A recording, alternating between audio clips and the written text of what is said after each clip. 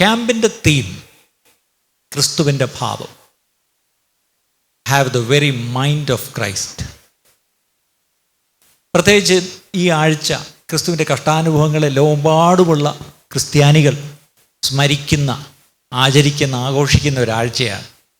അതുകൊണ്ട് എനിക്ക് തോന്നുന്നു ഇന്ന് ഈ പെസഹ വ്യാഴാഴ്ച എല്ലാം കൊണ്ടും ആ ക്രിസ്തുവിൻ്റെ ഭാവം എന്നുള്ള ആ വിഷയത്തോട് ചേർന്ന് ഞാൻ നിങ്ങളെ ഒന്ന് കൊണ്ടുപോകാൻ ഉദ്ദേശിക്കുന്നത് എബ്രായർക്കെഴുതിയ ലേഖനം 12-ാം അധ്യായം 2-ാം വാക്യം, വിശ്വാസത്തിൻ്റെ നായകനും പൂർത്തി വരുത്തുന്നവനുമായ യേശുവിനെ നോക്കുക. ആ ഒരൊറ്റ പദം, യേശുവിനെ നോക്കുക.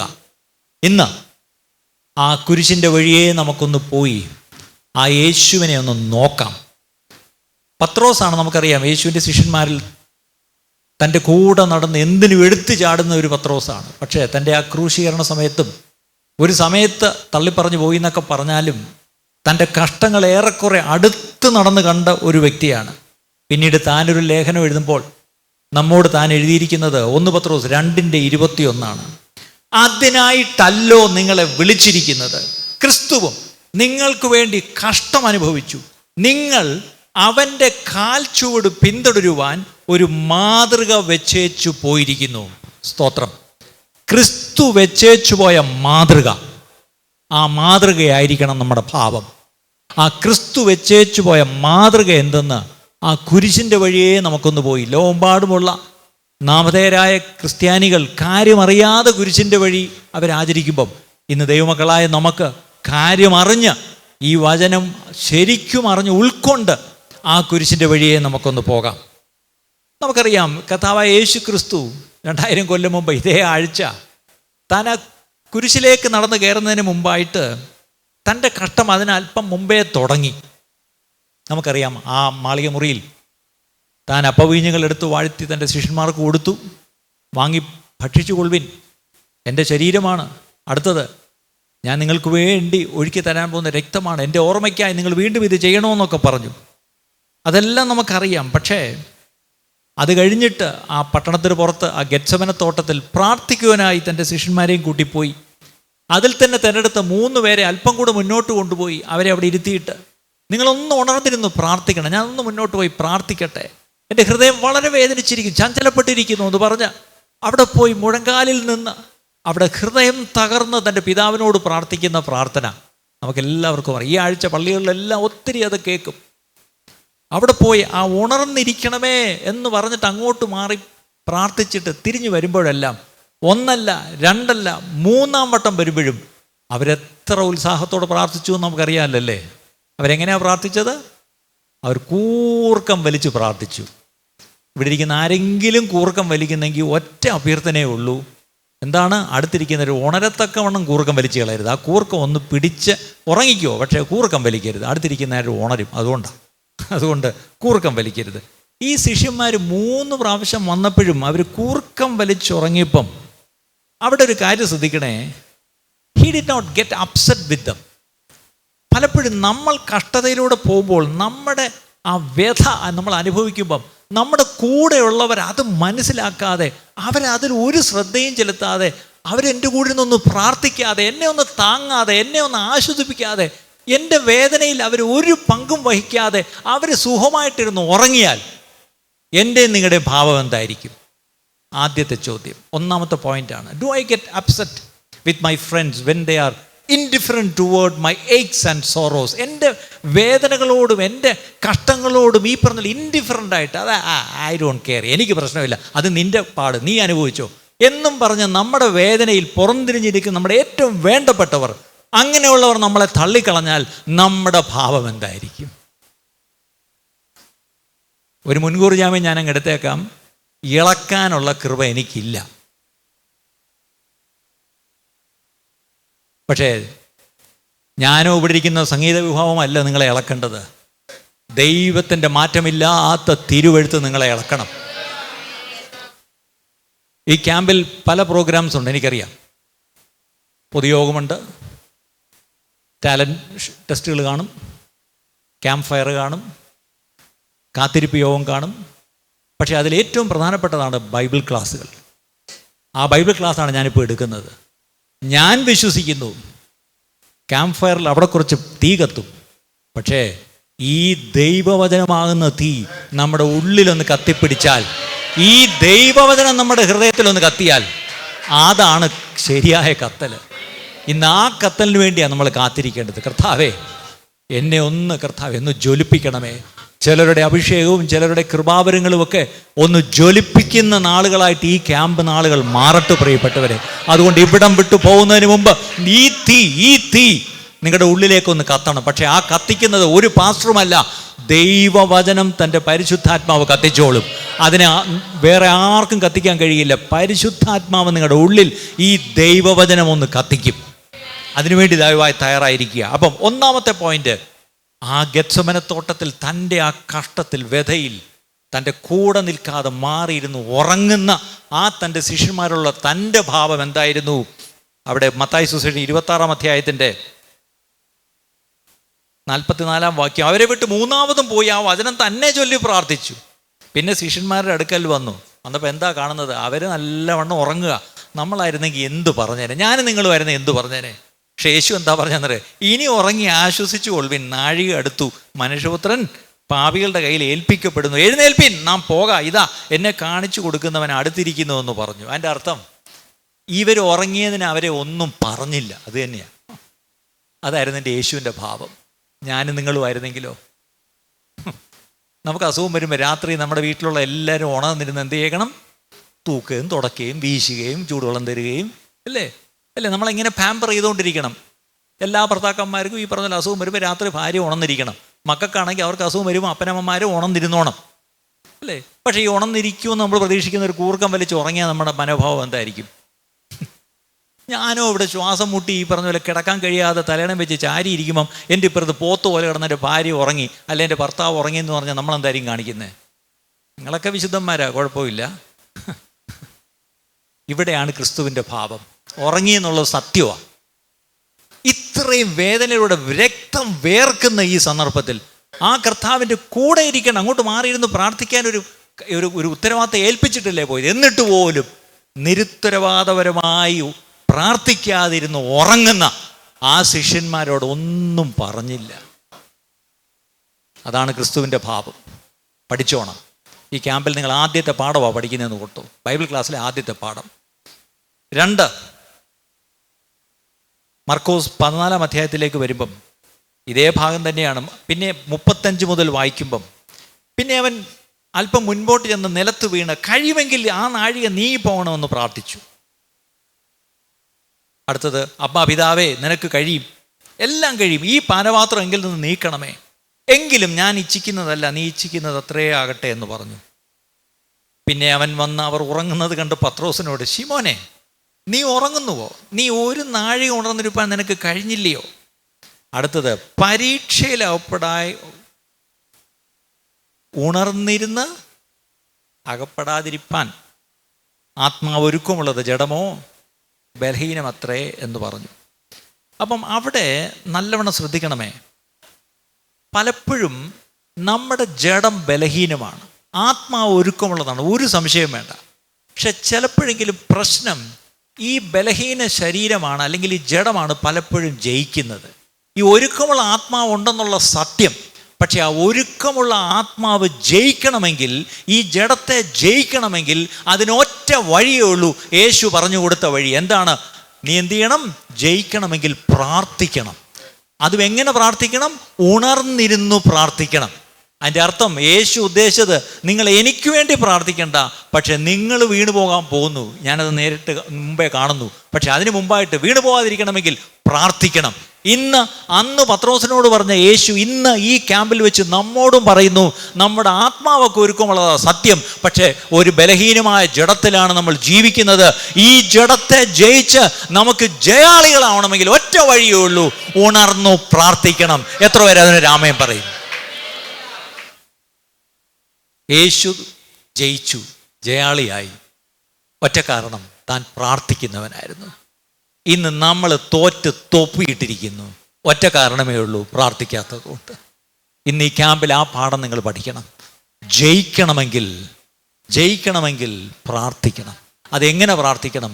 ഒട്ടും പ്രാർത്ഥിക്കാൻ തോന്നാത്ത, പ്രാർത്ഥിക്കാൻ കഴിയാത്ത, പ്രാർത്ഥിക്കാൻ ഒരു മൂടുമില്ല എന്നൊക്കെ പറയും. പക്ഷേ മൂടുവിട്, പ്രാർത്ഥിക്കാൻ ഒട്ടും കഴിയാതെ വണ്ണം എൻ്റെ ജഡം ബലഹീനമായി, എൻ്റെ ശരീരത്തിൽ ക്ഷീണമായി, എൻ്റെ കണ്ണിന് ഈ പറഞ്ഞ ഉറക്കം വന്ന് അടയുമ്പോഴും അവിടെ ഉണർന്നിരുന്നു പ്രാർത്ഥിച്ചെങ്കിൽ മാത്രമേ നമുക്ക് ജയമുള്ളൂ പ്രിയപ്പെട്ടവരെ. കാര്യം ആരെ വിഴുങ്ങണ്ടു എന്ന് വിചാരിച്ച് ഇങ്ങനെ കറങ്ങുന്ന ഒരു ശത്രു നമുക്കുണ്ട്.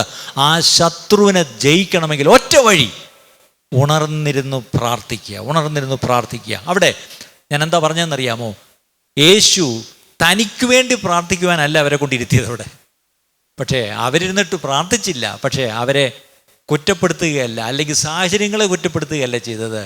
താൻ അവർക്കൊരു ഉപദേശം കൊടുത്തു, ഉണർന്നിരുന്നു പ്രാർത്ഥിച്ചാൽ നിങ്ങൾക്ക് കൊള്ളാം.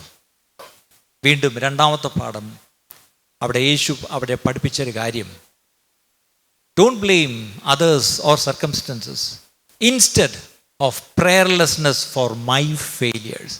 എൻ്റെ വീഴ്ചകൾക്കും എൻ്റെ പരാജയങ്ങൾക്കും ഒരിക്കലും മറ്റുള്ളവരെ കുറ്റപ്പെടുത്തരുത്, സാഹചര്യങ്ങളെയും കുറ്റപ്പെടുത്തരുത്, നിങ്ങൾ പോകുന്ന സഭയെയും കുറ്റപ്പെടുത്തരുത്, നിങ്ങളെ ശുശ്രൂഷിക്കുന്ന ദൈവദാസന്മാരെയും കുറ്റപ്പെടുത്തരുത്. പകരം എൻ്റെ പ്രാർത്ഥനാരാഹിത്യമാണ് എൻ്റെ പരാജയത്തിന് കാരണമെന്ന് സമ്മതിക്കണം. ഇതൊരു വളരെ പ്രധാനപ്പെട്ട കാര്യമാണ്. ഞാൻ ഒത്തിരി ചെറുപ്പക്കാരോട് സംസാരിക്കും, അവർ പറഞ്ഞൊരു കാര്യമുണ്ട്, പക്ഷേ ഇതൊക്കെ ഞങ്ങൾക്കറിയാം, പക്ഷേ എന്ത് ചെയ്യാൻ, ഞങ്ങൾ പോകുന്ന സഭ ഇതിനൊന്നും പറ്റിയൊരു സഭയല്ല. ബില്ലിഗ്രാം പറഞ്ഞൊരു സ്റ്റേറ്റ്മെൻ്റ് ഉണ്ട്, നിങ്ങളൊരു പൂർണ്ണതയുള്ള സഭ അന്വേഷിച്ച് നടക്കുകയാണെങ്കിൽ, ഒരു പക്ഷേ നിങ്ങൾ അങ്ങനൊരു സഭ കണ്ടുപിടിച്ചാൽ ദയവായി ഒരു ഉപകാരം ചെയ്തേക്കണം, ആ പൂർണ്ണതയുള്ള സഭയിൽ നിങ്ങളൊന്ന് ചേരരുത്. കാര്യം എന്താ? നിങ്ങൾ ചേരുന്ന ആ നിമിഷം ആ സഭ അപൂർണതയുള്ളൊരു സഭയായിട്ട് മാറും. If you are looking for a perfect church and if you happen to see one, please don't join it. Why? The moment you join it will become imperfect. പൂർണ്ണതയുള്ള സഭ തപ്പി നടക്കുന്നവരെല്ലാം ഒന്ന് കൈപൊക്കിക്കേ. ചർച്ചക്കോടൊന്നും പോരാന്ന്. പക്ഷെ ന്യൂ ജനറേഷൻ തൊട്ട് പറ്റത്തുമില്ല. പിന്നെ എവിടാ പോകുന്നേ? ദൈവം നിങ്ങളെ ആക്കിയെടുത്ത് തന്നെയാണ് നിൽക്കേണ്ടത്. പക്ഷേ അവിടെ ഇരുന്ന് നിങ്ങൾ സഭയെ കുറ്റപ്പെടുത്തുകയല്ല ചെയ്യേണ്ടത്, മറ്റ് സാഹചര്യങ്ങളെയും കുറ്റപ്പെടുത്തണ്ട. പ്രാർത്ഥിച്ച് ജയമെടുക്കുക, പ്രാർത്ഥിച്ച് മാറ്റങ്ങൾ കൊണ്ടുവരിക, പ്രാർത്ഥിച്ച് ചില രൂപാന്തരങ്ങൾ ഉണ്ടാകട്ടെ. അത് ദേശത്ത് തന്നെ വലിയ രൂപാന്തരത്തിന് കാരണമായി തീരും. അടുത്തത് മത്തായി സുവിശേഷം 26-ാം അധ്യായത്തിൻ്റെ 39 മുതൽ വാക്യം. ഞാൻ ഒരേ ഭാഗം തന്നെ മാറി മാറി വായിക്കുന്നത്. പിന്നെ അവൻ അല്പം മുൻപോട്ട് ചെന്ന് കവണ്ണു വീണ്, പിതാവേ, കഴിയുമെങ്കിൽ ഈ പാനപാത്രം എങ്കിൽ നിന്ന് നീങ്ങിപ്പോകണമേ, എങ്കിലും ഞാൻ ഇച്ഛിക്കും പോലെ അല്ല, നീ ഇച്ഛിക്കും പോലെ ആകട്ടെ എന്ന് പ്രാർത്ഥിച്ചു. ഇവിടെയാണ് മൂന്നാമത്തെ പോയിന്റ്. നമ്മൾ പ്രാർത്ഥിക്കുമ്പോഴൊക്കെയും ഞാൻ ഇച്ഛിക്കുന്നത് പോലെ എൻ്റെ ദൈവം പ്രാർത്ഥന കേട്ട് ഉത്തരം തരണമെന്ന് ശാഠ്യം പിടിക്കാറുണ്ടോ? പിടിക്കരുത്. യേശു പറഞ്ഞു, പിതാവേ, ഇത് നീക്കുവാൻ കഴിയുമെന്ന് അറിയാം, പക്ഷേ എൻ്റെ ഇഷ്ടപ്രകാരം ചെയ്യേണ്ട, അങ്ങയുടെ ഇഷ്ടപ്രകാരം ഉത്തരം തന്നാൽ മതി. നമ്മുടെ എല്ലാ പ്രാർത്ഥനയും യേശുവിൻ്റെ നാമത്തിൽ തന്നെ ആമേൻ എന്ന് പറഞ്ഞ് നമ്മൾ നിർത്തും. പക്ഷേ അത് വെറും ഒരു ചടങ്ങായിപ്പോയി. പക്ഷേ കുറച്ചുകൂടെ അർത്ഥവത്തായിട്ട് ചിന്തിച്ചാൽ എല്ലാ പ്രാർത്ഥനയും ഒടുവിൽ ഇങ്ങനെ നിർത്തുന്നത് കൊള്ളാം, ഞാൻ ഈ പ്രാർത്ഥിച്ചതാണ് എൻ്റെ ഇഷ്ടം, പക്ഷേ അങ്ങയുടെ ഇഷ്ടം മതി, ഉത്തരമായിട്ട് അങ്ങയുടെ ഇഷ്ടം എന്നിൽ നിറവേറിയാൽ മതി. ഞാനീ പ്രാർത്ഥിച്ച് ചോദിച്ചതെല്ലാം എൻ്റെ ഇഷ്ടമാണ്, പക്ഷേ ഉത്തരം തരുന്നത് അങ്ങയുടെ ഇഷ്ടപ്രകാരം മതി എന്ന് പ്രാർത്ഥിച്ചുള്ള വല്ലവരും ഉണ്ടോ? എത്ര പേര് അങ്ങനെ പ്രാർത്ഥിക്കും? എല്ലാവരും നമ്മളെ പഠിപ്പിച്ചിരിക്കുന്നത് എന്തുവാ? വിട്ടുകൊടുക്കരുത്, പിടിച്ചു വെച്ച് പ്രാർത്ഥിച്ചോണം. അപ്പം നമുക്ക് കൊച്ചിലേ കിട്ടിയിരിക്കുന്നൊരു പിക്ചർ എന്താ? ഈ ദൈവം എനിക്കൊന്നും തരത്തില്ല, ആളിങ്ങനെ എല്ലാം പിടിച്ചു വെച്ചുകൊണ്ടിരിക്കുക. അപ്പം നമ്മൾ എന്ത് ചെയ്യണം? അതിനെ പിടിച്ചു വാങ്ങിച്ചും തെറ്റായ ഒരുപാട് ഉപദേശങ്ങൾ നമുക്കിന്ന് കിട്ടിയിട്ടുണ്ട് പ്രിയപ്പെട്ടവരെ. പക്ഷേ ഇന്ന് പറയുക, ഞാനൊരു ഒരു ഒരു ഒരു നിങ്ങളുടെ കണ്ണൊന്ന് തുറക്കട്ടെ. നമുക്ക് എത്ര ശരിയെന്ന് തോന്നുന്ന പ്രാർത്ഥനയായാലും അത് ഒടുവിൽ ഇങ്ങനെ പ്രാർത്ഥിച്ച് നിർത്താവൂ. കർത്താവേ, ഞാൻ പ്രാർത്ഥിച്ചത് എൻ്റെ ഇഷ്ടമാണ്, പക്ഷേ അങ്ങയുടെ ഇഷ്ടം മതി കർത്താവേ. ചിലർ പറയാറുണ്ട് പ്രാർത്ഥനയ്ക്ക് യെസ് അല്ലെങ്കിൽ നോ, അല്ലെങ്കിൽ പിന്നെ മൂന്നാമതൊരു ഉത്തരം എന്താ? ഒന്നുകിൽ പ്രാർത്ഥിക്കുമ്പോൾ യെസ് എന്ന് പറഞ്ഞ് ഉത്തരം കിട്ടും, ഇല്ലെങ്കിൽ നോ, ഉത്തരവില്ല. അടുത്തത് ചിലർ പറയാറുണ്ട് യെസ്സും നോയും അല്ല, വെയിറ്റ് എന്നൊരു ഉത്തരം കിട്ടും. കാത്തിരിക്കും, സ്തോത്രം. അങ്ങനെ കിട്ടിയ വല്ലവരും ഉണ്ടോ? പക്ഷേ ഈ വെയിറ്റ് എന്നുള്ളത് നിങ്ങൾ കേട്ടോ? BSNL ചിലപ്പോൾ നമ്മൾ ഡയൽ ചെയ്യുമ്പം you are in the queue, please wait എന്ന് കേട്ടോ സ്വർഗത്തിൽ നിന്ന്? ഒരു അശരീരി കേട്ടോ? ഇല്ലല്ലോ. ഞാൻ പറയട്ടെ, ഇന്ന് നിങ്ങളോട് ഞാൻ പറയാം, 4ാമതൊരു ഉത്തരവും കൂടെ. എന്താണെന്നറിയാമോ? സൈലൻസ്, മൗനം. ഒന്നുമില്ല. യെസ് ആണോന്നും അറിയത്തില്ല, നോ ആണോന്നും അറിയത്തില്ല, നിൽക്കണോ പോട്ടോ ഒന്നും അറിയത്തില്ല. കാര്യം ഒന്നും പറഞ്ഞില്ലല്ലേ. ചിലപ്പോഴെങ്കിലും നമ്മുടെ പ്രാർത്ഥനയ്ക്ക് മൗനം, നിശബ്ദത, ഒന്നും കേൾക്കുന്നില്ല അല്ലേ? അപ്പോഴും പറഞ്ഞേക്കണം, കർത്താവേ, ഒരു പക്ഷേ എൻ്റെ പ്രാർത്ഥനയ്ക്ക് അങ്ങയുടെ ഉത്തരം അതായിരിക്കും. പ്രാർത്ഥിച്ചിട്ട് ഒരു ഉത്തരവും കിട്ടാത്ത വല്ലവരും ഉണ്ടോ? ദൈവമേ, ഇത്രയും ഒരു വിശുദ്ധ ഗണത്തിലാണല്ലോ ഞാൻ വന്നിരിക്കുന്നത്. എന്നോട് കൈവെക്കാൻ പറഞ്ഞ് ഞാൻ 2 കൈ കൂടെ പൊക്കിയേനെ. ഞാൻ പ്രാർത്ഥിച്ച പല പ്രാർത്ഥനയ്ക്ക് ഉത്തരം കിട്ടിയിട്ടില്ല പ്രിയപ്പെട്ടവരെ. കിട്ടുമോന്ന് ഉറപ്പുമില്ല, വെയിറ്റ് ചെയ്യുമെന്ന് പറഞ്ഞുമില്ല. വെറും നിശബ്ദത മാത്രമേ ഉള്ളൂ. പക്ഷെ എനിക്കറിയാം അതാ ദൈവഹിതം, അതാ ദൈവഹിതം. അതുകൊണ്ട് ഇന്ന് എൻ്റെ സഹോദരങ്ങളോട് ഞാൻ പറയുക, ദൈവഹിതത്തിന് വേണ്ടിയേ പ്രാർത്ഥിക്കാവൂ. ആ ദൈവഹിതം അത് നല്ലതാണ് അല്ലേ? അത് ദൈവപ്രസാദമുള്ളതാണ്, അത് പൂർണ്ണതയുള്ളതാണ്. അതെന്തെന്ന് തിരിച്ചറിയണം. അത് തിരിച്ചറിയേണ്ടതിന് എന്ത് ചെയ്യണം? മനസ്സ് പുതുക്കി രൂപാന്തരപ്പെടണം. പക്ഷെ അതിനു മുമ്പേ ശരീരത്തെ യാഗമായി അർപ്പിച്ചിരിക്കണം. എന്നിട്ട് മനസ്സ് പുതുക്കണം. മനസ്സ് പുതുക്കുക എന്നൊക്കെ പറഞ്ഞാൽ അത് വളരെ ആത്മീയ ഭാഷയായിപ്പോയി. ഇംഗ്ലീഷിൽ അത് സിമ്പിളായിട്ട് ഞാൻ പറഞ്ഞു കൊടുക്കാറുണ്ട്. തിങ്ക് ഡിഫറൻ്റ്ലി, വ്യത്യസ്തമായിട്ട് ചിന്തിക്കണം, കാര്യങ്ങളെ വ്യത്യസ്തമായിട്ട് കണ്ടു പ്രാർത്ഥിക്കണം. നമുക്കൊരു മോൾഡുണ്ട്, അതിനകത്ത് കിടന്നേ നമ്മളെല്ലാം ചിന്തിക്കത്തും പ്രാർത്ഥിക്കത്തും ശുശ്രൂഷിക്കത്തും എല്ലാം ഉള്ളൂ. ഞാൻ ഇവിടെയും കാണുകയായിരുന്നു, പല മോൾഡിൽ നിന്ന് നമ്മൾ പുറത്തു വരേണ്ടിയിരിക്കുന്നു. സത്യം പറയണമല്ല അല്ലേ? ഈ ക്യാമ്പിനൊക്കെ ഒരു മോൾഡുണ്ട്, നമ്മുടെ സഭായത്തിനൊരു മോൾഡുണ്ട്, YPക്ക് ഒരു മോൾഡുണ്ട്. ഇനി എന്നെ വിളിക്കത്തില്ല എന്ന് എനിക്കറിയാം, എങ്കിലും പറഞ്ഞിട്ടങ്ങ് പോവാം. നമ്മൾ ഈ കിടന്ന് ഈ ആടിനെ ഇല്ല കുറ്റിയിൽ കെട്ടി ആട് കിടന്ന് കറങ്ങുന്ന പോലെ നമ്മളൊന്ന് കറങ്ങുക. ഇതിന് പുറത്തൊന്ന് ചിന്തിക്കണം പ്രിയപ്പെട്ടവർ. അതെന്താണെന്നറിയുമോ? ദൈവഹിതം എന്ത്? അത് നന്മയുള്ളതാണ്, അത് പ്രസാദമുള്ളതാണ്, അത് പൂർണ്ണതയുള്ളതാണ്. അതെന്തെന്ന് എനിക്കറിയണം. ആ ദൈവഹിതം എൻ്റെ ജീവിതത്തിൽ നടക്കണം. ആ ദൈവഹിതത്തിലേക്ക് എന്നെ കൈപിടിച്ച് ദൈവം കൊണ്ടുപോകണം. അതിനായി ഇതാ ഞാൻ എന്നെ തന്നെ യാഗമായി സമർപ്പിക്കുന്നു എന്നൊരു സമർപ്പണം നിങ്ങളുടെ ജീവിതത്തിൽ ഈ ക്യാമ്പിലൂടെ ഉണ്ടാവണം. Hallelujah, hallelujah. അപ്പം ഇവിടെ ഞാൻ പറയാൻ വന്ന പോയിന്റ് ഇത്രയേ ഉള്ളൂ. ഞാൻ ആഗ്രഹിക്കുന്നതോ ഉദ്ദേശിക്കുന്നതോ പ്രാർത്ഥിച്ചതോ പോലെ ഉത്തരത്തിനായി ശഠിക്കരുത്. നമ്മുടെ ഓരോ പ്രാർത്ഥനയും ദൈവഹിതം നിറവേറണമേ എന്നുള്ള പ്രാർത്ഥനയായിരിക്കണം. എത്ര പേര് അതിനൊരു ആമേൻ പറയും? യേശു പ്രാർത്ഥിച്ച പ്രാർത്ഥന അതായിരുന്നു. ഈ പാനപാത്രം നീക്കിത്തരണമേ എന്ന് പ്രാർത്ഥിച്ചു. നീക്കി കൊടുത്തോ? ഇല്ല.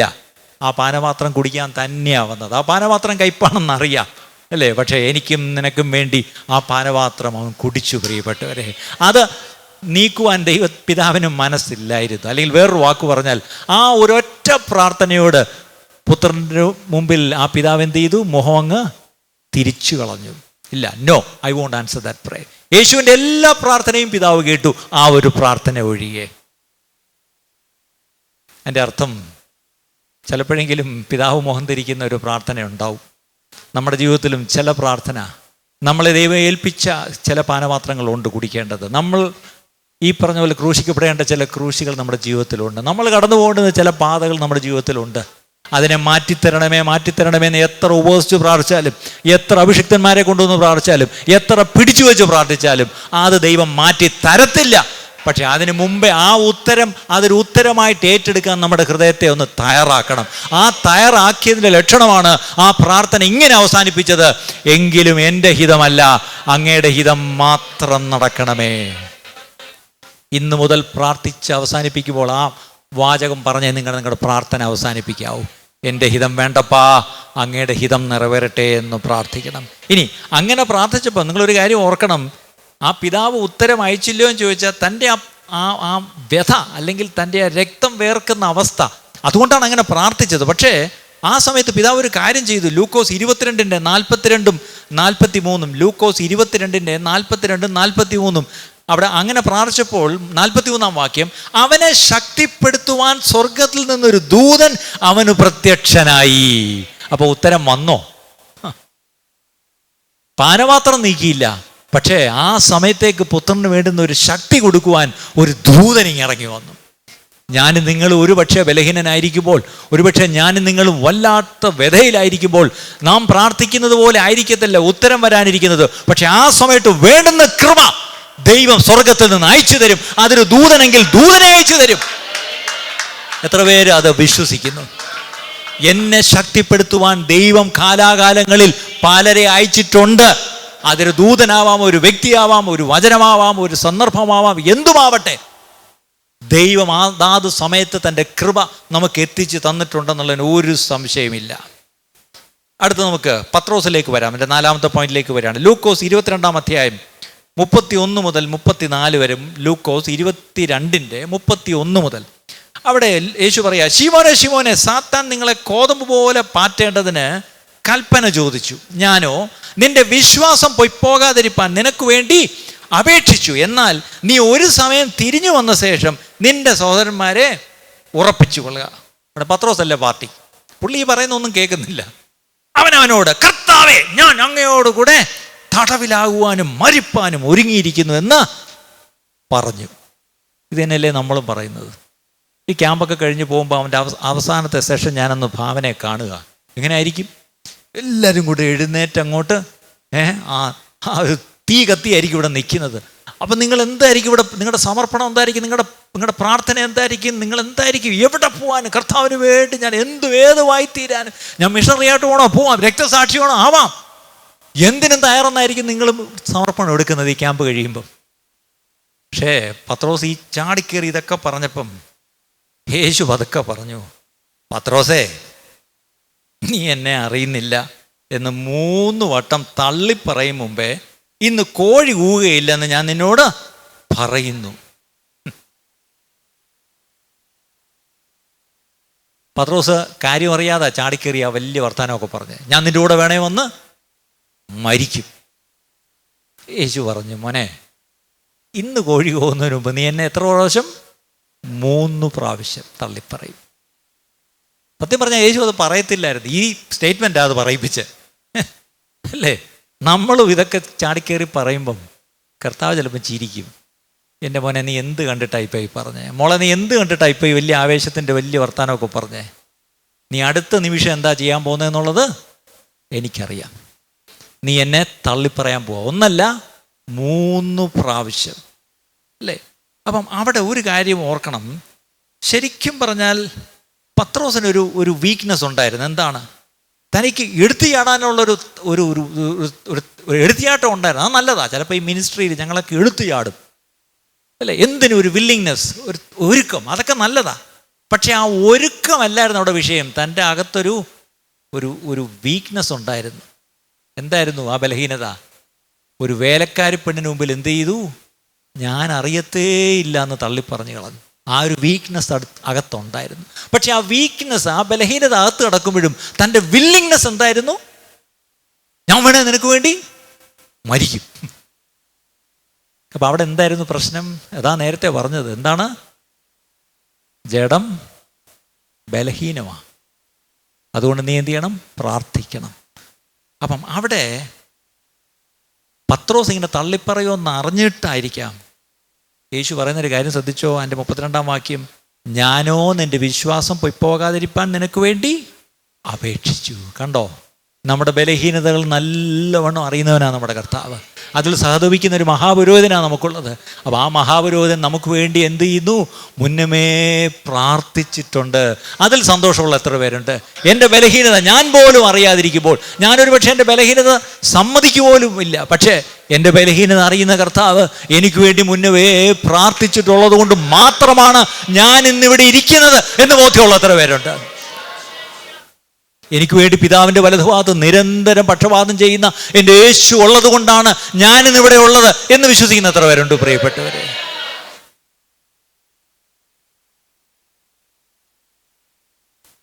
മറ്റുള്ളവരുടെ ബലഹീനതയെ കുറ്റപ്പെടുത്തുകയോ പരസ്യമാക്കുകയോ ചെയ്യല്ല യേശു ചെയ്യുന്നത്.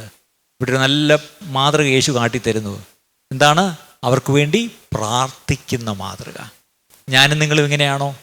മറ്റുള്ളവരുടെ ബലഹീനതയൊക്കെ ചിലപ്പോൾ നമുക്ക് കുറച്ചൊക്കെ അറിയാമായിരിക്കും. ദൈവദാസന്മാരെ കുറിച്ചുള്ള ചില കാര്യങ്ങളൊക്കെ നമ്മൾ അറിയും ഒരുപക്ഷെ. പക്ഷെ അതെല്ലാം നാട്ടുകാരോടെല്ലാം പറഞ്ഞു കിടക്കുകയാണോ? ഫോൺ ചെയ്തും മെസ്സേജ് അയക്കുകയാണോ ചെയ്യുന്നത്? പകരം യേശുവിൻ്റെ ആ നല്ല മാതൃക പത്രോസ് അടുത്ത് തള്ളിപ്പറയാൻ പോകുമെന്നുള്ള അറിയാം. വേണമെങ്കിൽ പത്രോസ് തള്ളിപ്പറയുമെന്നുള്ള കാര്യം യേശുവിന് വേണേ യോഹന്നാനോടൊന്ന് പറയാമായിരുന്നു. യോഹന്നാനെ, നീയെങ്കിലും ഒന്ന് അവനോട് പറ കേട്ടോ, ഇവനീ വലിയ വർത്താനമൊക്കെ പറയുന്നില്ലേ, എനിക്കറിയാം അടുത്ത നിമിഷം എന്താ ചെയ്യാൻ പോകുന്നത്, എന്നിട്ടാണ് ഇവനീ വലിയ വാചകമൊക്കെ അടിക്കുക. നമ്മളാണ് ഇതൊന്നും ഇത്രയെങ്കിലും ഒന്ന് പറഞ്ഞില്ലേ, പിന്നെ എന്തുവാ, കാരണം എന്തുവല്ല അടുത്ത നിമിഷവും തള്ളിപ്പറയും. അപ്പം ഇത് ഞാൻ മുൻകൂട്ടി ഒന്ന് പറഞ്ഞിരുന്നു എന്നെങ്കിലും ഒരാൾക്കൊരു തെളിവിരിക്കട്ടെ. പക്ഷേ യേശു മറ്റാരോടുമല്ല പറഞ്ഞത്, പത്രോസിനോടാ പറഞ്ഞത്. അത് എപ്പോഴാ പറഞ്ഞത്?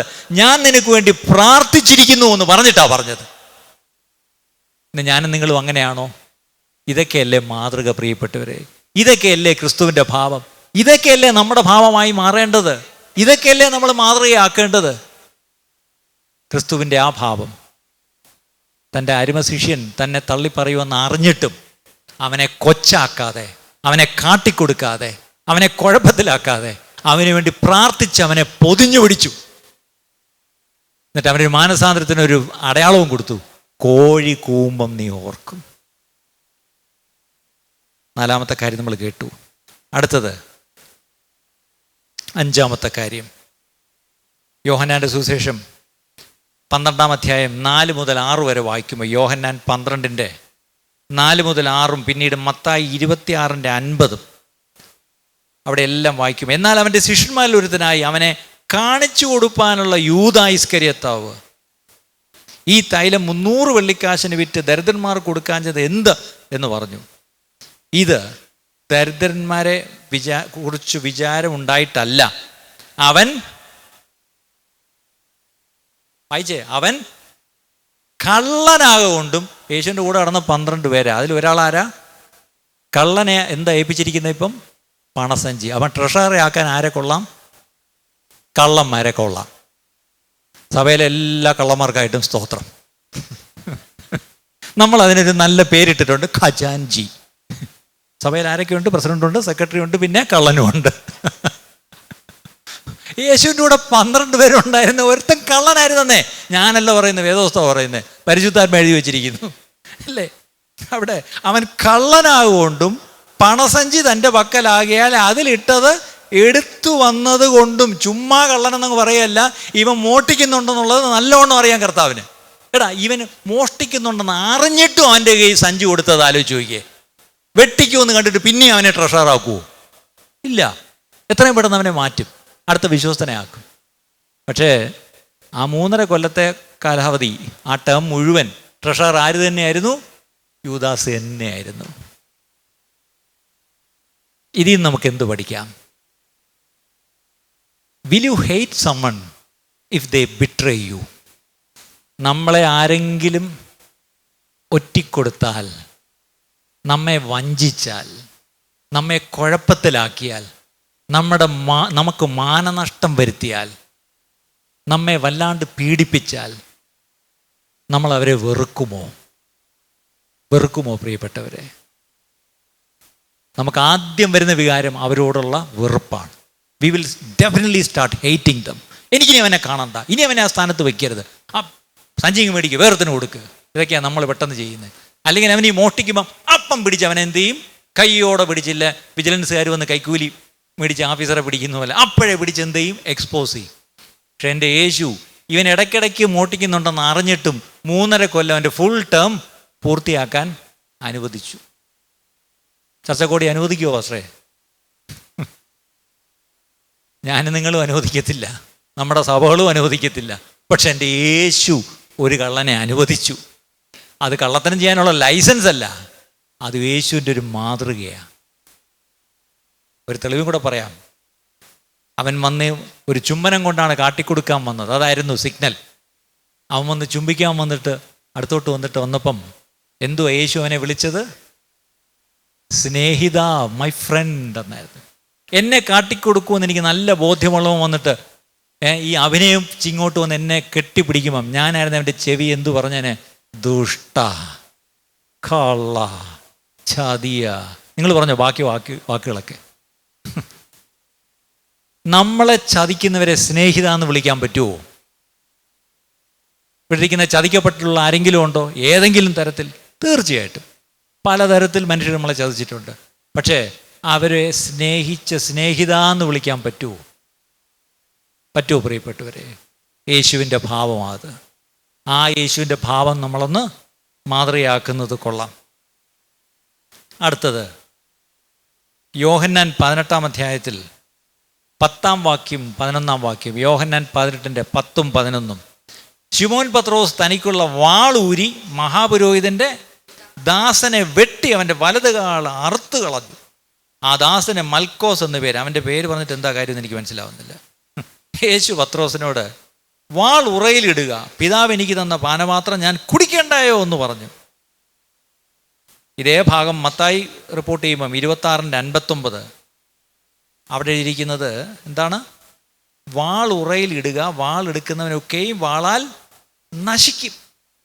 വാൾ എടുക്കരുത്, അത് ഉറയിലിട്. വാൾ നിൻ്റെ കയ്യിലുണ്ടെന്നും അത് ഉറയിൽ ഉണ്ടെന്നും പറഞ്ഞുകൊണ്ട് അതെടുത്ത് നീ അത് പ്രയോഗിക്കേണ്ട ആവശ്യമില്ല. വാളെടുക്കാൻ പറഞ്ഞത് യേശു തന്നെയാണ്, അതാ വേറൊരു കാര്യം. പക്ഷെ അതിൻ്റെ അർത്ഥം വെട്ടണമെന്നല്ല. നമ്മുടെ പ്രശ്നം എന്താണെന്നറിയാം, ഈ വാൾ എപ്പോഴെടുക്കണം, എപ്പം വെട്ടണം, എപ്പം അകത്തിടണം ഒന്നും അറിയത്തില്ല. തിരുക്കുറൽ എന്നാണ് തോന്നുന്നു, തമിഴ്നാട്ടിൽ തിരുവള്ളുവർ എഴുതിയ തിരുക്കുറലിലൊരു ഭാഗമുണ്ട്, ഞാൻ പണ്ട് വായിച്ചിട്ടുണ്ട്. നമ്മുടെ വായിലും ഒരു വാള് കിടപ്പുണ്ട്, ഏതാ? നമ്മുടെ നാക്ക്. പക്ഷേ ഈ നാക്ക് ഇങ്ങനെ പുറത്തേക്ക് എടുക്കുമ്പോഴത്തേക്കും 32 പട്ടാളക്കാർ വന്ന് അങ്ങ് വളഞ്ഞ് അങ്ങ് തടയും. ഈ നാക്കിനെ തടയാൻ ആ 32 പല്ല് വെച്ചിരിക്കുന്നതെന്നാണ് അതിൽ നിന്ന് മനസ്സിലാവുന്നത്. പക്ഷെ നമ്മുടെ പ്രശ്നം, ഈ 32 പേരെയും വെട്ടിച്ച് പുള്ളി എന്ത് ചെയ്യും? കൂടെ വെട്ടിയിരിക്കും, അല്ലേ? ആലോചിക്കുക, നമ്മുടെ കയ്യിൽ ഉറയും വാളും ഒന്നുമില്ല, പക്ഷേ അതിനേക്കാളും സൂപ്പർ വാള് നമ്മുടെ കയ്യിൽ ഉണ്ട്. അതെവിടാ കിടക്കുന്നേ? ഒന്ന് തൊട്ട് കാണിച്ചേ.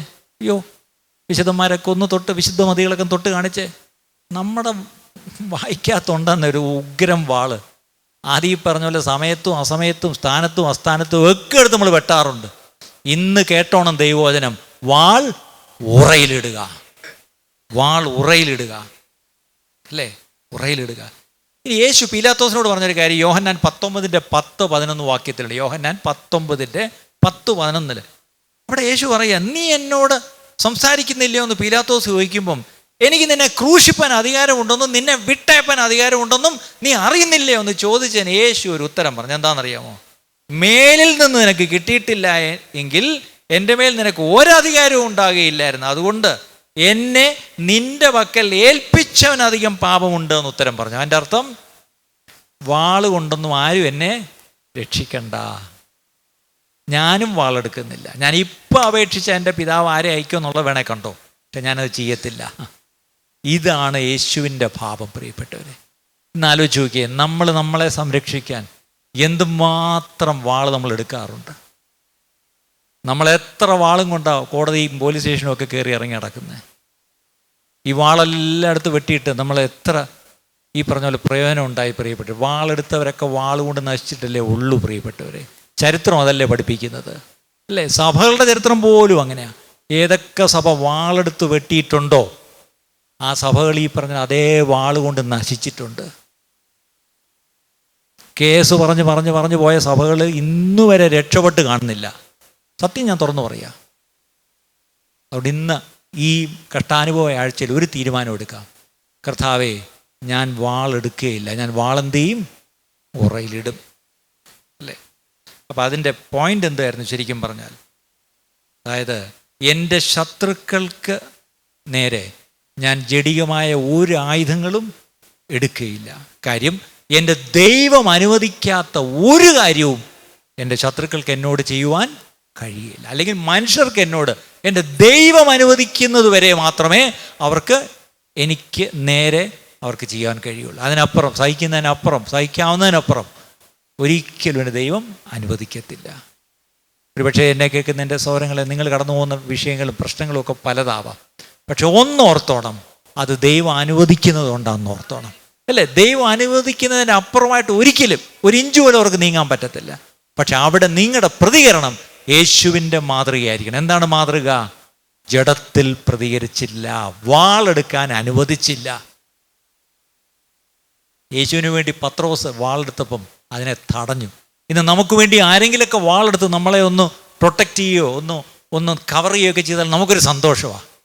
പക്ഷെ നമ്മൾ അവരോട് പറയണം, വേണ്ട, എന്നെ സംരക്ഷിക്കണ്ട, എനിക്ക് വേണ്ടി പോരാടണ്ട. എൻ്റെ പിതാവ് അറിയാതെയല്ല ഒന്നും സംഭവിക്കുന്നത്. എൻ്റെ പിതാവ് അനുവദിക്കുന്നത് മാത്രമേ എൻ്റെ ജീവിതത്തിൽ സംഭവിക്കൂ എന്നൊരു ബോധ്യമുണ്ടെങ്കിലേ വാളെടുക്കണ്ട, പുറയിലിട് എന്ന് പറയാനുള്ള തൻ്റെ ഇടം നമുക്കുണ്ടാകത്തുള്ളൂ. ഇന്ന് നമ്മൾ വാളും കൊടുത്ത് എല്ലാവരെയും ചുറ്റും നിർത്തി വെച്ചാൽ നമ്മൾ ഓരോന്ന് ചെയ്യുന്നത്. നമ്മൾ തന്നെയാണ് വാള് മേടിച്ച് കൊടുക്കുന്നത്. എന്നിട്ട് പറഞ്ഞിട്ടുണ്ട്, ചിലപ്പോൾ എനിക്ക് സിഗ്നൽ തരാനൊന്നും നേരം കടത്തല്ലേ, വെട്ടിയേക്കണം അല്ലേ. ഒന്നും വേണ്ട. ഇന്നൊരു പാഠം നമുക്ക് പഠിക്കാം. യേശുവിൻ്റെ മാതൃക ജഡീക ആയുധങ്ങൾ എടുത്തില്ല എന്നുള്ളതാണ്. അടുത്തത് ലൂക്കോസ് 22-ാം അധ്യായം 61, 62. നേരത്തെ പറഞ്ഞല്ലോ, പത്രോസേ നീ വലിയ വർത്താനമൊന്നും പറയണ്ട, ആ കോഴിയൊന്ന് കൂവട്ടെ, കാണിച്ചു തരാം. അവസാനം എന്തു പറ്റി? അപ്പോൾ കർത്താവ് തിരിഞ്ഞ് പത്രോസിനെ ഒന്ന് നോക്കി. ഇന്ന് കോഴി കൂവും മുമ്പേ നീ 3 വട്ടം എന്നെ തള്ളിപ്പറയെന്ന് കർത്താവ് തന്നോട് പറഞ്ഞ വാക്ക് പത്രോസ് ഓർത്തു. ഈ പത്രോസ് യേശു തിരിഞ്ഞ് പത്രോസിനെ ഒന്ന് നോക്കി. ചിലപ്പോഴൊക്കെ ഞാൻ ഈ ക്ലാസ്സൊക്കെ എടുക്കുമ്പം ഒന്ന് ഡെമോൺസ്ട്രേറ്റ് ചെയ്തൊക്കെ കാണിക്കും.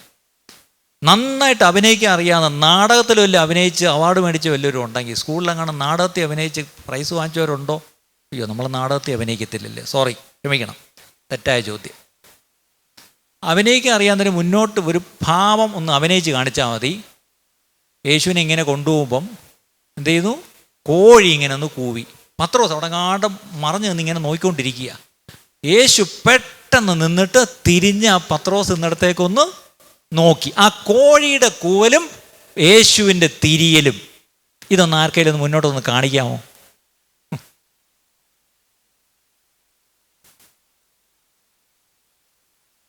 സപ്പോസ് ഞാനാണ് യേശു, ദേ ഇരിക്കുന്നു പത്രോസ്, എന്നെ അറിയത്തില്ല എന്ന് 3 വട്ടം തള്ളി വെച്ച്, എന്നിട്ട് എൻ്റെ പുറകെ എനിക്ക് എന്തോ ആവുമെന്ന് കാണാൻ വേണ്ടി ഇങ്ങനെ നടക്കുക.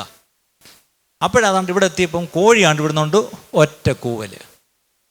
അവിടെ ഞാൻ കർത്താവല്ലേ, എനിക്കറിയാം പത്രോസ് അവിടെ പോട്ടെ. ഞാനവിടെ എന്ത് ചെയ്തു? ഒന്ന് തിരിഞ്ഞൊന്ന് നോക്കി. പക്ഷെ എൻ്റെ ആ ഭാവം എന്തായിരിക്കും?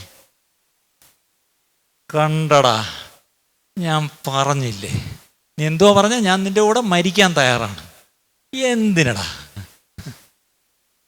ഇങ്ങനെ എങ്ങാനും പറഞ്ഞിരുന്നെങ്കിൽ അവനെ കുറ്റപ്പെടുത്തി അല്ലേ, അവനെ കൊന്നേനെ. പക്ഷെ എൻ്റെ കർത്താവ് ആർദ്രതയോടൊരു നോട്ടം നോക്കി.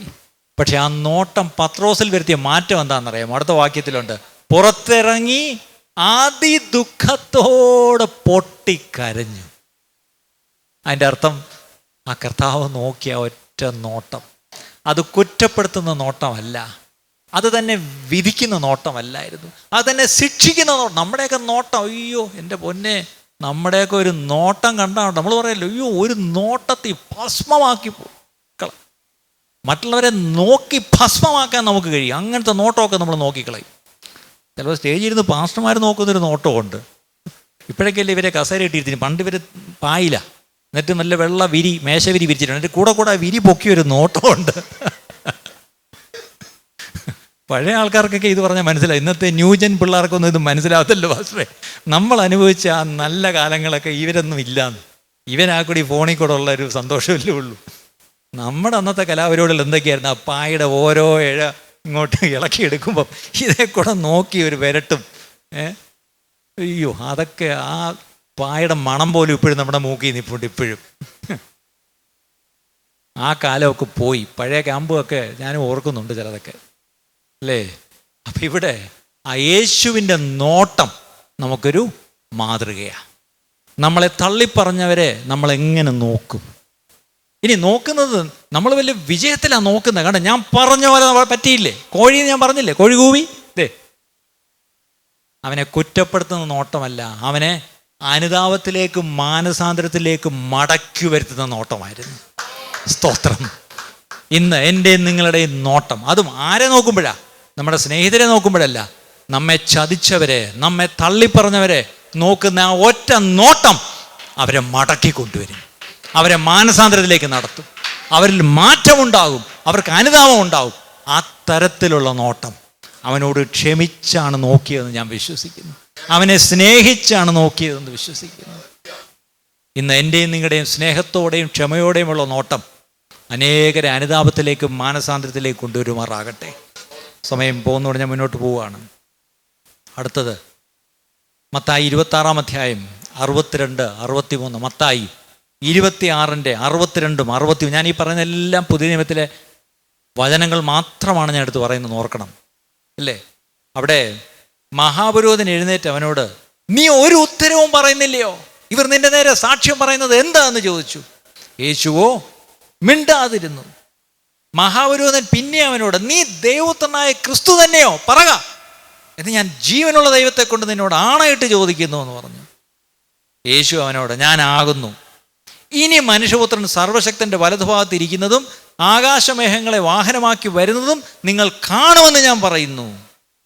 ഇതാരോടാ പറഞ്ഞത്? മഹാപുരോഹിതനോട്. ആദ്യം ഈ പറഞ്ഞ പോലെ നിനക്കെതിരെ ഒത്തിരി ഇതാണ്ട സാക്ഷ്യം പറയുന്നുണ്ടല്ലോ, നിനക്കൊന്നും പറയാനില്ലേ? യേശു എന്ത് ചെയ്തു? മിണ്ടാതിരുന്നു. ഇവിടാണ് യേശുവിൻ്റെ ക്വാളിറ്റി.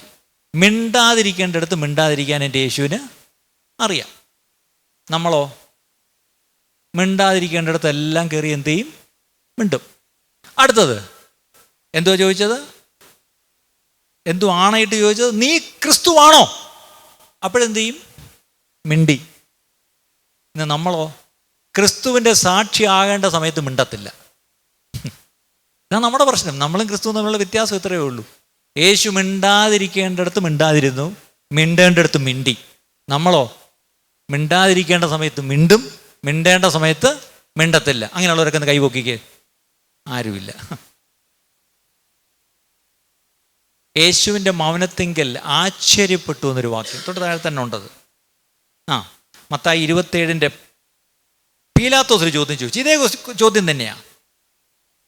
മത്തായി 27 13, 14. പീലാത്തോസ് അവനോട്, ഇവർ നിന്റെ നേരെ എന്തെല്ലാം സാക്ഷ്യം പറയുന്നു എന്ന് കേൾക്കുന്നില്ലയോ എന്ന് ചോദിച്ചു.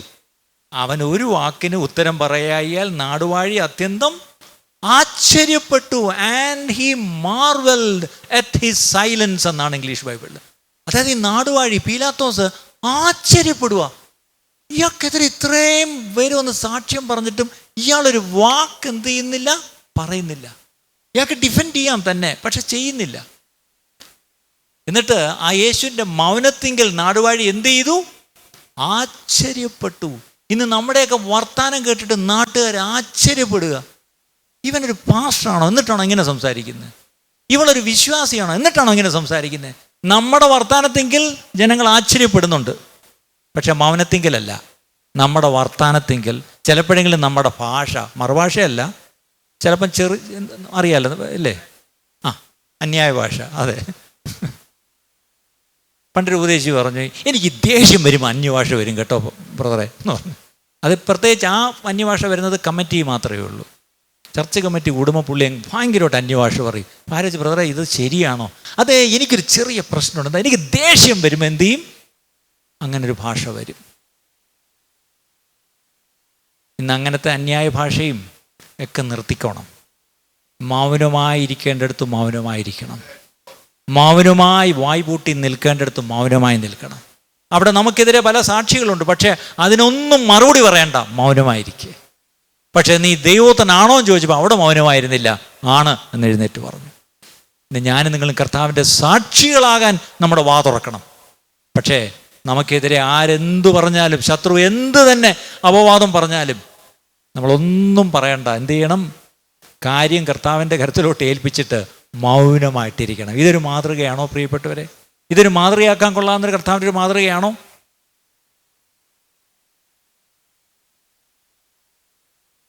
അതുകൊണ്ടാണ് ആ പൊന്തിയോസ് പീലാത്തോസിൻ്റെ മുമ്പിൽ വെച്ച് ആ മാതൃക കാണിച്ചുകൊണ്ടാണ് പിന്നീട് ലേഖനം എഴുതുന്ന അപ്പോസ്തലനായ പൗലോസ് തിമോത്തിയോസിന് എഴുതുമ്പം 1 തിമോത്തിയോസ് 6 അവിടെ 14 വാക്യത്തിൽ സകലത്തെയും ജീവിപ്പിക്കുന്ന ദൈവത്തെയും പൊന്തിയോസ് പീലാത്തോസിന്റെ മുമ്പിൽ നല്ല സ്വീകാര്യം കഴിച്ച ക്രിസ്തുവിനെയും സാക്ഷി വെച്ച് ഞാൻ നിന്നോട് ആജ്ഞാപിക്കുന്നു.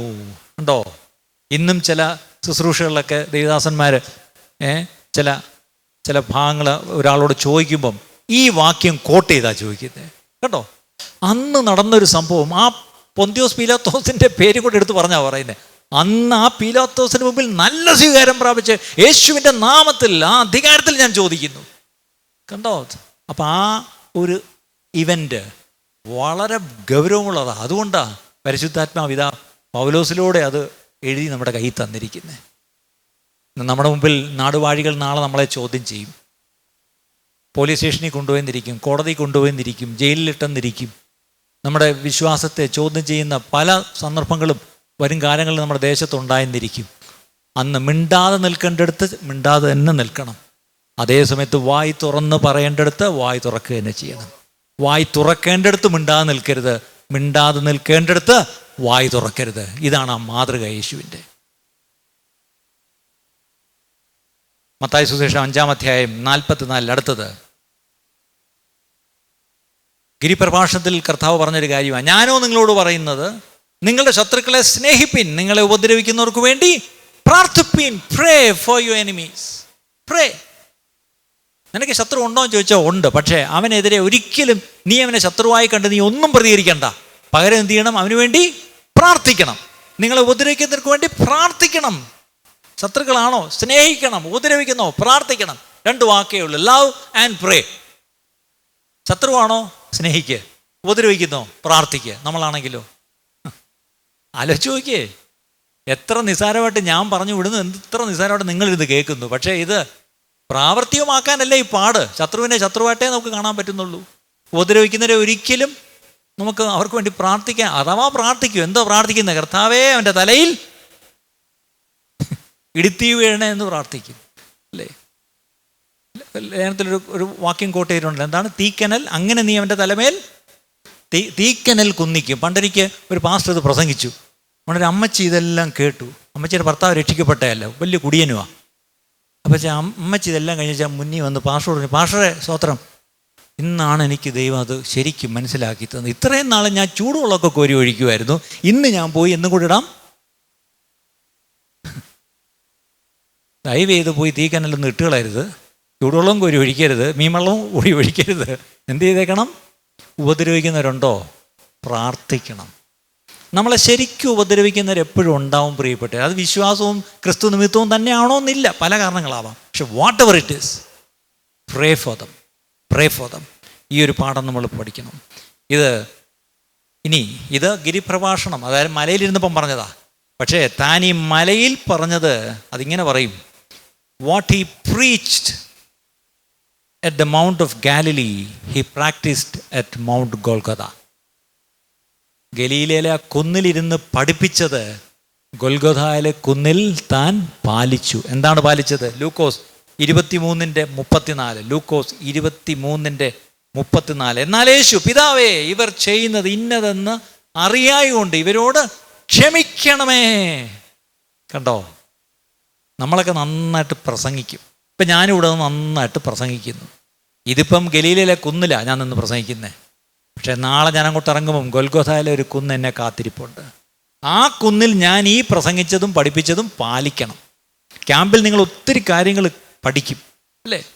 പക്ഷേ ഈ പഠിക്കുന്നതൊക്കെ ക്യാമ്പിലെ നോട്ട് പുസ്തകത്തിൽ ഇരുന്നാൽ പോരാ. ഇത് കഴിഞ്ഞ് അങ്ങോട്ട് ചെല്ലുമ്പോൾ നമ്മുടെ ജീവിതത്തിൽ അത് അതേ അവസ്ഥകളിലൂടെ പോകുമ്പം അതൊക്കെ പാലിക്കണം. ദൈവം നിങ്ങളെ സ്നേഹിക്കുന്നതുകൊണ്ട് നിങ്ങളെ മുൻകൂട്ടി കണ്ട് നിങ്ങളെ ഇവിടേക്ക് കൂട്ടി വരുത്തി ഇതൊക്കെ നിങ്ങൾക്ക് പറഞ്ഞു തരിക. എന്തിനാണെന്നറിയാമോ? ഇനി മുന്നോട്ടുള്ള ജീവിതത്തിൽ ഇതൊക്കെ പാലിക്കാൻ വേണ്ടിയാണ്. ഇതൊക്കെ പാലിക്കാൻ വേണ്ടിയാ. ആ ക്രൂശിൽ കിടന്നുകൊണ്ട് ക്ഷമിച്ചു, അല്ലേ? ക്ഷമിച്ചു പ്രാർത്ഥിച്ചു. ലൂക്കോസ് 23-ാം അധ്യായം 27-28. ലൂക്കോസ് 23:27-28. ഒരു വലിയ ജനസമൂഹം അവനെ ചൊല്ലി വിലപിച്ച് മുറയിടുന്ന അനേകം സ്ത്രീകളും അവൻ്റെ പിന്നാലെ ചെന്നു. യേശു തിരിഞ്ഞവരെ നോക്കി, യെരൂശലേം പുത്രിമാരെ, എന്നെ ചൊല്ലി കരയണ്ട, നിങ്ങളെയും നിങ്ങളുടെ മക്കളെയും ചൊല്ലി കരവീൻ. പലപ്പോഴും നമ്മളൊരു വലിയ വേദനയിലൂടെയും വ്യഥയിലൂടെയും പോകുമ്പം നമുക്കൊരു മാനസിക അവസ്ഥയുണ്ട്. എൻ്റെ വേദനയും ഞാൻ കടന്നു പോകുന്ന വ്യഥയുമാണ് ഏറ്റവും വലുത്. ഇത് ലോകത്ത് ആർക്കും വേറെയില്ല. ഞാനാണിപ്പോൾ ഇവിടുത്തെ വിക്ടിം, അല്ലേ? ഞാനാണ്. അതുകൊണ്ട് എല്ലാവരുടെയും സഹതാപം എനിക്ക് വേണം. അതിന് പറയുന്ന മറ്റൊരു പേരുണ്ട്, സെൽഫ് സിമ്പതി. എന്താണ്? സ്വയസഹതാപം, അല്ലേ? നമുക്കെല്ലാം അങ്ങനെ ഒരു പ്രശ്നമുണ്ട്. നമ്മൾ മനുഷ്യരാണ്. നമ്മളൊരു കഷ്ടത്തിൽ കൂടെ പോകുമ്പോൾ എല്ലാവരും വന്നിട്ട്, അയ്യോ കഷ്ടമുണ്ട്, അയ്യോ പാസ്റ്ററിൻ്റെ ഒരു അവസ്ഥ, അയ്യോ പാസ്റ്റർ ആടിച്ച് ശരിയായി കളഞ്ഞു, അയ്യോ ഇതിങ്ങനെ എല്ലാവരും നമ്മൾ സോഷ്യൽ മീഡിയ കൂടെ ഇത് ഇട്ട് പരത്തുന്ന എന്തിനു വേണ്ടിയാ? അത്രയും സിമ്പതി കിട്ടിക്കോട്ടെന്ന് വിചാരിച്ചാ. പക്ഷെ എൻ്റെ യേശു ഈ കഷ്ടമെല്ലാം പെട്ട് ഈ ക്രൂശും ചോന്നുകൊണ്ട് പോകുമ്പോൾ സൈഡ് ചെയ്യുന്നുണ്ട് സ്ത്രീകൾ, അയ്യോ എൻ്റെ യേശുവേ, അയ്യോ അയ്യോ എന്ന് പറഞ്ഞോട്ട് എല്ലാവരും കൂടെ നിലവിളിക്കുക. ഇവിടെ നമ്മളായിരുന്നെങ്കിൽ കുറച്ചുകൂടെ ഉറക്കക്കാരാ, അത് കേൾക്കുമ്പോൾ ഒരു സമാധാനം. ഒന്നുമില്ല, ഈ കഷ്ടപ്പെട്ട് പോകുമ്പോൾ നിങ്ങളെങ്കിലും എന്നെ ചൊല്ലി ഒന്ന് കരയുന്നുണ്ടല്ലോ. നമ്മൾ കഷ്ടത്തിൽ കൂടെ പോകുമ്പോൾ എല്ലാവരും നമ്മളെ ചൊല്ലി കരയണമെന്നാണ് നമ്മുടെ ആഗ്രഹം. പക്ഷെ എൻ്റെ യേശു ഇവിടെ തന്ന മാതൃക എന്താണെന്നറിയാം? അതേ സൗരിമാരെ, എന്നെ ചൊല്ലി കരയണ്ട, നിങ്ങളെയും നിങ്ങളുടെ മക്കളെയും ചൊല്ലി കരാ. അതിൻ്റെ അർത്ഥം തൻ്റെ അതിവ്യഥയിലും വേദനയിലും തനിക്ക് സഹതാപം താൻ പ്രതീക്ഷിച്ചില്ല. പ്രതീക്ഷിച്ചില്ല എന്ന് പറഞ്ഞതിനേക്കാൾ ഇംഗ്ലീഷിൽ പറയും ഹി ഡിഡ്ന്റ് ഡിമാൻഡ് സിമ്പതി. ഇന്ന് നമ്മൾ പ്രതീക്ഷിക്കുകയല്ല, നമ്മളെന്ത് ചെയ്യും? നിങ്ങൾ സിമ്പതി കാണിക്കുക, എന്നെ പിടിച്ചോണ്ട് പോയിട്ട് നിങ്ങൾ എന്താ ഒരു എന്തോ പ്രസ്താവന പോലും ഇറക്കാത്തത് ഇതൊക്കെയാണ് നമ്മൾ പറയുന്നത് അല്ലേ? എൻ്റെ യേശു അതൊന്നും പ്രതീക്ഷിച്ചില്ല, അത് എൻകറേജ് ചെയ്തുമില്ല. സ്ത്രീകൾ അങ്ങോട്ട് കരയാൻ തുടങ്ങിയപ്പോൾ വേണ്ട, എന്നെ ചൊല്ലി കരയണ്ട എന്ന് പറഞ്ഞു.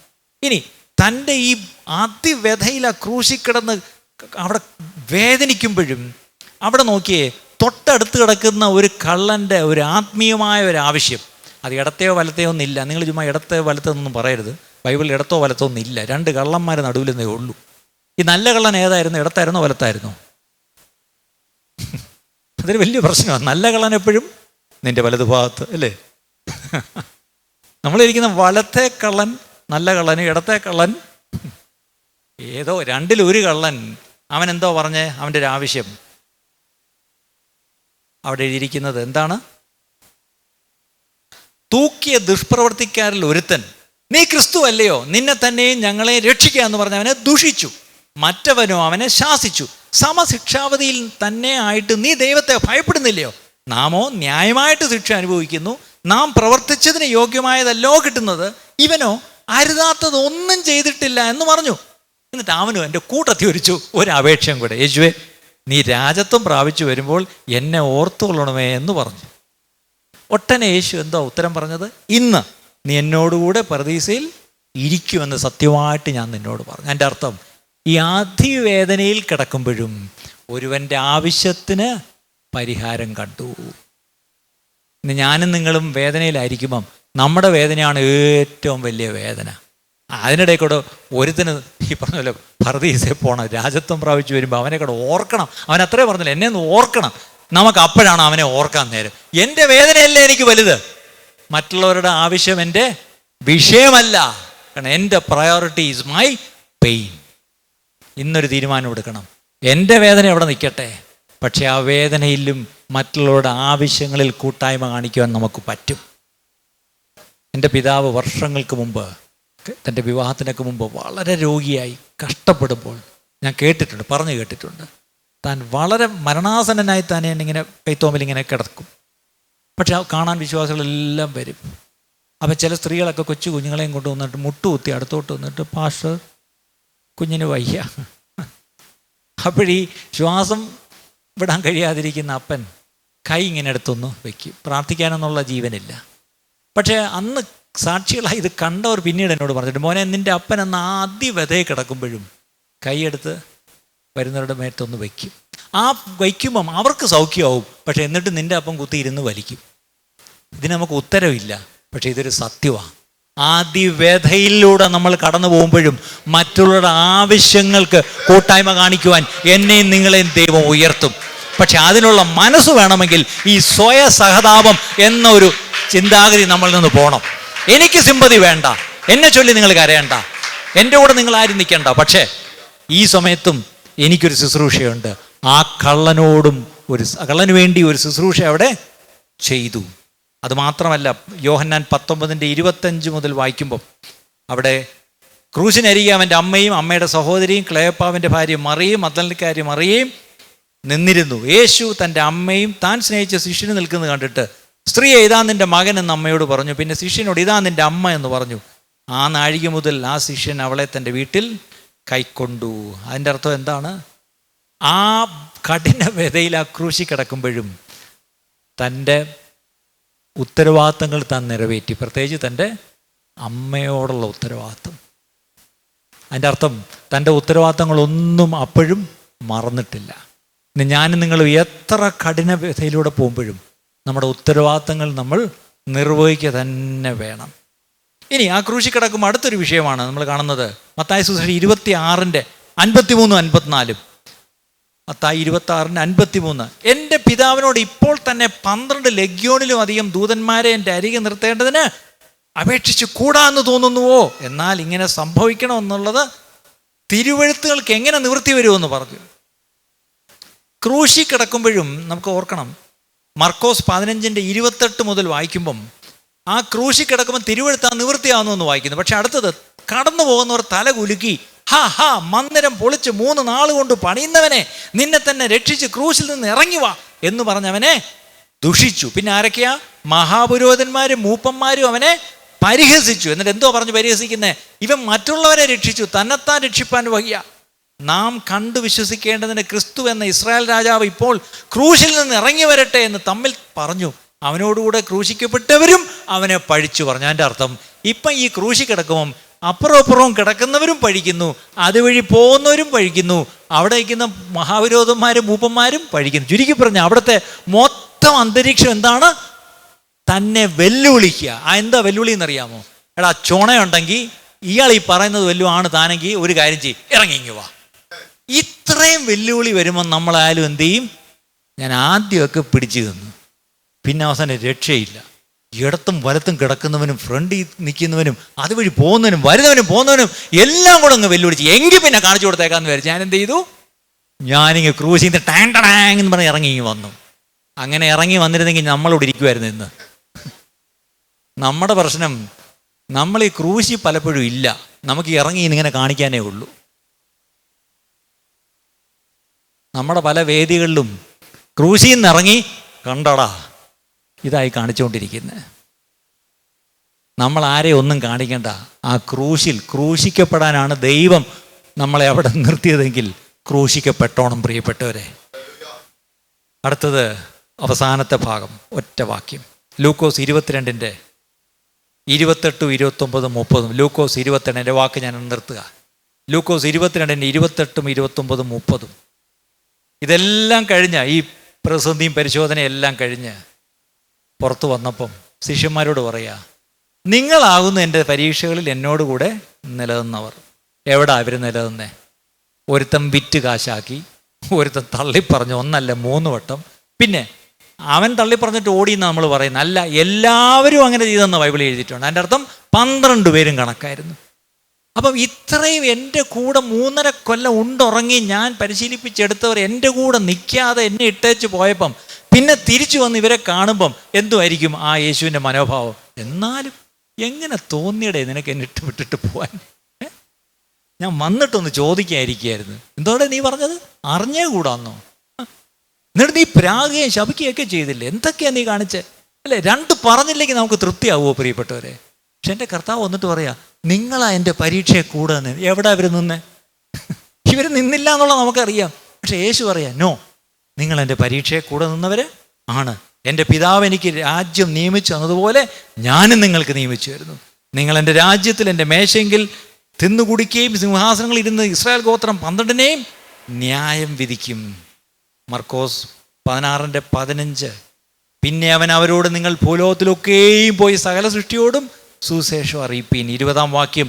അവർ പുറപ്പെട്ട് എല്ലായിടത്തും പ്രസംഗിച്ചു, കർത്താവ് അവരോട് കൂടെ പ്രവർത്തിച്ചും അവരാൽ നടന്ന അടയാളങ്ങളാലും വചനത്തെ ഉറപ്പിച്ചും പോന്നു. ഈ കഷ്ടാനുഭവ ആഴ്ചയിൽ ഇതിലും വ്യക്തമായും ലളിതമായും ദൈവത്തിന് നമ്മോട് മറ്റൊന്നും പറയാനില്ല. ക്രിസ്തുവിൻ്റെ ഭാവമെന്ന ഇപ്രാവശ്യത്തെ നിങ്ങളുടെ ക്യാമ്പിൻ്റെ തീം, അതിൻ്റെ ഓപ്പണിംഗ് സെഷനിലാണ് ഞാൻ ഈ ബൈബിൾ സ്റ്റഡി നിങ്ങൾക്ക് നിങ്ങളുടെ മുമ്പിൽ കാഴ്ചവെച്ചത്. ഇതിൽ പരം ഒരു മാതൃക ഇനി പറഞ്ഞേ, ഞാൻ വേറെ ആരുടെയും മാതൃക ഇവിടെ എടുത്തില്ല, യേശുവിൻ്റെ മാതൃക മാത്രമേ എടുത്തുള്ളൂ. ആ മാതൃക നമുക്ക് ഭാവമാക്കാമോ പ്രിയപ്പെട്ടവരെ? എത്ര പേര് എന്നെ കേൾക്കുന്ന, എത്ര പേര് ഒരുപക്ഷെ ഓൺലൈനിലും എന്നെ കേൾക്കുന്നുണ്ടല്ലോ, നിങ്ങൾ എത്ര പേര് കർത്താവേ ഈ പറഞ്ഞ ഭാവമൊന്നും എനിക്കില്ലപ്പാ, യേശു അങ്ങയുടെ മാതൃക എത്ര വ്യക്തമായി അങ്ങയുടെ മനസ്സിൽ ഞാനിന്ന് കേട്ടു, ആ മാതൃക പിന്തുടരുവാൻ എന്നെ ഇതാ സമർപ്പിക്കുന്നു എന്ന് പറഞ്ഞ് എത്ര പേരൊന്ന് സമർപ്പിക്കും. ഞാനിവിടെ ഇളക്കപ്പരിപ്പ് ഒന്നും കാണിക്കുന്നില്ല, ഇവിടെ സംഗീതത്തിൻ്റെ അവുമ്പടിയോ ഒന്നുമില്ല, ഒരു ട്രിക്ക് കൂടിയില്ല.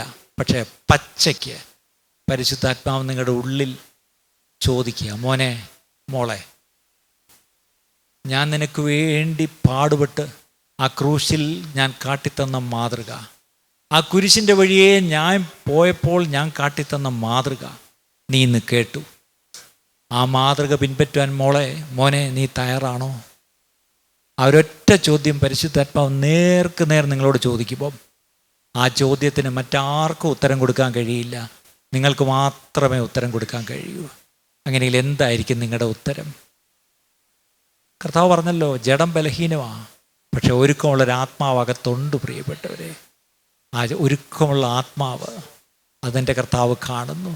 ആ ജഡം ബലഹീനമാണെങ്കിൽ ആ ജഡത്തെ ജയിച്ച് ജയാളിയായി തീരണമെങ്കിൽ എന്തൊക്കെ ചെയ്യണമെന്നുള്ള മാതൃക യേശു ആ ഗെത്സമനത്തോട്ടത്തിൽ പ്രാർത്ഥിക്കുന്ന തുടങ്ങി നമ്മൾ ക്രൂശിൽ അവസാന ശ്വാസം വരെയും നമ്മൾ കണ്ടു. അങ്ങനെയെങ്കിൽ അതുപോലൊരു മാതൃക കർത്താവെ ഞാൻ പിൻപറ്റുവാൻ എന്നെ ഇതാ സമർപ്പിക്കുന്നു. എല്ലാ കണ്ണുകളെ ഒരു നിമിഷം ഒന്ന് അടച്ചാട്ട്, എല്ലാ കണ്ണുകളെയും നടച്ചാട്ട്, എല്ലാ കണ്ണുകളും നടച്ചിട്ട് ഒരു നിമിഷം കർത്താവെ അങ്ങയുടെ മാറ്റമില്ലാത്ത വചനം എന്നെ നീ കേൾപ്പിച്ചു. കർത്താവെ, വചനത്തിന് മുമ്പാകെ എന്നെ സമർപ്പിച്ച് അങ്ങയുടെ മാതൃക പിൻപറ്റുവാൻ കർത്താവെ, അങ്ങയുടെ ഭാവം അനുകരിക്കുവാൻ കർത്താവെ എന്നെ ഇതാ സമർപ്പിക്കുന്നു എന്ന് എത്ര പേര് സമർപ്പിക്കും. ക്യാമ്പിൻ്റെ ആദ്യത്തെ സെഷനിൽ തന്നെ ഞാനൊരു ആഹ്വാനം തരികയാണ്. എത്ര പേര് കർത്താവെ എനിക്കിങ്ങനെയൊന്നും കഴിഞ്ഞിട്ടില്ലപ്പാ, ഇങ്ങനെയൊന്നും അല്ല ഞാൻ പ്രതികരിച്ചത്, ഇതൊന്നും അല്ല എൻ്റെ മാതൃക, പക്ഷെ എൻ്റെ കർത്താവിൻ്റെ മാതൃകയും എൻ്റെ മാതൃകയും തമ്മിൽ ഒരു ബന്ധവും ഇല്ല എന്ന് എനിക്കിന്ന് മനസ്സിലായി.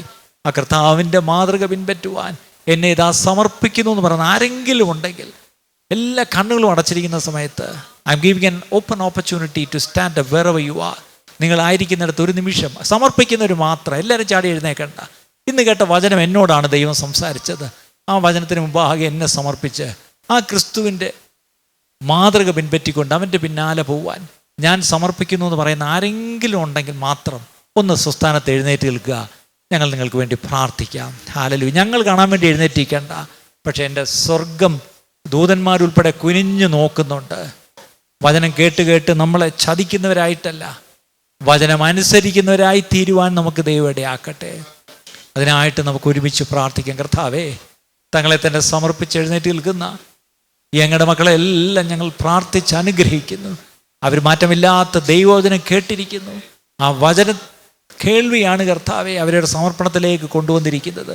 വചന വഴിയോ പരിശുദ്ധാത്മാവേ, അതേ പരിശുദ്ധാത്മാവ് അവരോട് കൂടെ ഇരുന്ന് സഹായിച്ച് അവരെ ജയാളികളാക്കണമേ. ക്രിസ്തു കാട്ടിത്തന്ന മാതൃക തന്നെ കർത്താവേ അവരും അവരുടെ ജീവിതത്തിൽ പാലിക്കുവാനിടയാക്കണമേ. ക്രിസ്തുവിൻ്റെ അതേ ഭാവം തന്നെ അവർക്കും ഉണ്ടായിരിക്കണമേ എന്ന് പ്രാർത്ഥിക്കുന്നു, അനുഗ്രഹിച്ചു പ്രാർത്ഥിക്കുന്നു. യേശു ക്രിസ്തുവിൻ്റെ നാമത്തിൽ തന്നെ പിതാവേ. സമൃദ്ധിയായ ദൈവം നമ്മളെ അനുഗ്രഹിക്കട്ടെ. ക്ഷണിച്ച എൻ്റെ സംഘാടകർക്ക് നന്ദി ഒരു പ്രാവശ്യം കൂടെ പറഞ്ഞിട്ട് എൻ്റെ വാക്കുകൾ ഞാൻ നിർത്തും.